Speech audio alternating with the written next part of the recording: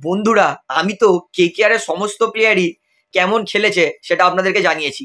মানে কোন কোন প্লেয়ার রঞ্জিতে এবং সৈয়দ মুশতাক আলী ট্রফিতে এবং কোন কোন প্লেয়ার নিজের দেশের জন্য কেমন খেলেছে জানিয়েছি। কিন্তু আপনাদেরকে জানাইনি কেকেআর এর সব থেকে দামি প্লেয়ার ভেঙ্কটেশ আইয়ার, যাকে কেকেআর প্রায় 24 কোটি অর্থাৎ 23,75,00,000 টাকা দিয়ে কিনেছিল, সে কেমন খেলেছে।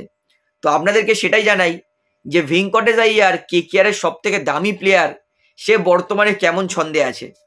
সৈয়দ মুশতাক আলী ট্রফিতে ভেঙ্কটেশ আইয়ার মধ্যপ্রদেশের জন্য প্রত্যেক কটা ম্যাচই খেলছেন এবং তিনি মূলত শেষের দিকে নামছেন, ম্যাচ ফিনিশারের দিকে। আমি আপনাদেরকে বলবো যে ভেঙ্কটেশ আইয়ার কেমন খেলেছে এবং আপনারা বিচার করে বলবেন সে বর্তমানে ভালো ফর্মে আছে না খারাপ ফর্মে আছে। প্রথমে মিজোরামের বিরুদ্ধে করেছিলেন 15 বলে 36 রান। তারপরে তিনি মেঘালয়ের বিরুদ্ধে করেছেন 37 রান নট আউট 17 বলে, মানে তিনি ম্যাচ ফিনিশ করে এসেছেন। তারপরে তিনি পাঞ্জাবের বিরুদ্ধে 22 রান নট আউট 15 বলে করেছেন। তারপরে তিনি বেঙ্গলের বিরুদ্ধে 12 রান নট আউট 9 বলে করেছেন এবং রাজস্থানের বিরুদ্ধে তিনি আজকের খারাপ পারফরমেন্স করেছেন, 14 বলে 16 রান করে আউট হয়ে গেছেন। অর্থাৎ টোটাল তিনি সৈয়দ মুশতাক আলী ট্রফিতে টোটাল 5 ম্যাচ মিলিয়ে 3টাতে নট আউট আর 2টোতে আউট হয়েছেন। 5 ম্যাচ মিলিয়ে 70টা বল খেলেছেন, তার মধ্যে 123টা রান করেছেন। তো এইটার নিরীক্ষে যদি ধরি তাহলে কিন্তু ভেঙ্কটেশ আইয়ার তিনি ভালো পারফরমেন্স করেছেন, কিন্তু কেকেআর ভেঙ্কটেশ আইয়ারকে অ্যাজ আ ফিনিশার ইউজ করবে না, তাকে অ্যাজ আ 1 ডাউন অথবা 2 ডাউন ইউজ করবে। তো সেটা দেখলে কিন্তু ভেঙ্কটেশ আইয়ার নিজের জায়গায় খেলছে না। তবে ভেঙ্কটেশ আইয়ার তিনি কিন্তু খুব একটা খারাপ ফর্মে নেই, 3টেতে নট আউট 2টোতে আউট হয়েছেন।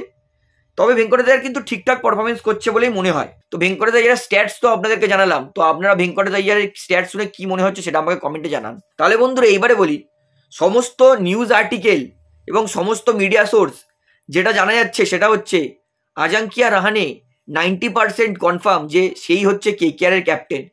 কারণ আজাঙ্কিয়া রাহানে তিনি এই মুহূর্তে যা পারফরমেন্স করছেন, নম্বর 4-এ অঙ্কিত রঘুবংশীর থেকে অনেক ভালো পারফরমেন্স করছেন তিনি। তাই জন্য যেখানে সবাই ভেবেছিল যে অঙ্কিত রঘুবংশী প্লেইং 11-এ সুযোগ পেতে পারে কেকেআর এর, কিন্তু বর্তমান পরিস্থিতি যা দেখে মনে হচ্ছে অঙ্কিত রঘুবংশী ইম্প্যাক্ট প্লেয়ার ব্যবহার হবে এবং Ajinkya Rahane men team player হবে। কারণ আজাঙ্কিয়া রাহানে প্রত্যেক ম্যাচে প্রায় 200-র কাছাকাছি স্ট্রাইক রেটে হাফ সেঞ্চুরি রান করছেন।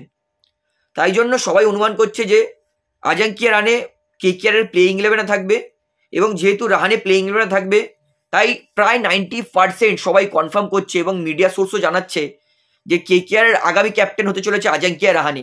আজাঙ্কিয়া রাহানে ক্যাপ্টেন হলে আমি এইটুকুনি বলতে পারি কেকেআর এর কিন্তু ক্যাপ্টেন্সির টেনশন থাকবে না, কারণ রাহানে প্রচণ্ড এক্সপিরিয়েন্স প্লেয়ার, তিনি জানেন ক্যাপ্টেন্সি কী করে করতে হয়। তো রাহানে ভালো খেললে কিন্তু কেকেআর 1.5 কোটি টাকায় একটা মাস্টার স্ট্রোক হয়ে যাবে। আমি বলবো যদি রাহানে নম্বর 4-এ কেকেআর এর জন্য 14টা ম্যাচেই ধরে নিচ্ছি 300 রান করে এবং ক্যাপ্টেন্সি করে কেকেআরকে যদি প্লে অফসে পৌঁছায়, আমি বলবো এই বছর কেকেআর এর অকশনে কেকেআর 1.5 কোটি টাকায় সব থেকে বেস্ট প্লেয়ার নিতে পারে যদি রাহানে ক্যাপ্টেন্সি করে এবং ভালো ব্যাটিং করে দেয়। তো দেখা যাক, সবাই তো এখন তাই বলছে যে রাহানে কেকেআর এর আপকামিং ক্যাপ্টেন হতে চলেছে। তো রাহানে ক্যাপ্টেন হলে আপনারা কতটা খুশি হবেন এবং কেকেআর এর আপকামিং ক্যাপ্টেন আপনারা কাকে দেখতে চান সেটা আমাকে কমেন্টে জানাবেন। তাহলে বন্ধুরা এইবারে বলি, ফিল সল্টকে ছেড়ে কেকেআর প্রচণ্ড ভুল করেছে, কারণ ফিল সল্ট এই মুহূর্তে বিধ্বংসী পারফরমেন্স করছে।